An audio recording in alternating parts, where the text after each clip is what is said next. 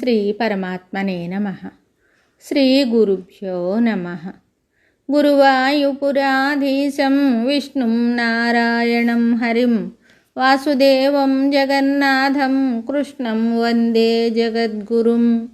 నారాయణ భట్టతిరికృతం శ్రీమన్నారాయణీయము 3వ దశకము 4వ శ్లోకము. ముని ప్రౌఢారూఢ జగతి ఖలు గూఢాత్మగతయో భవత్పాదాంభోజస్మరణ విరుజో నారదముఖాః చరంతి సస్వైరం సతత పరినిర్భాత పరచిత్ సదానందాద్వైత ప్రసర పరిమగ్నాః కిమపరం.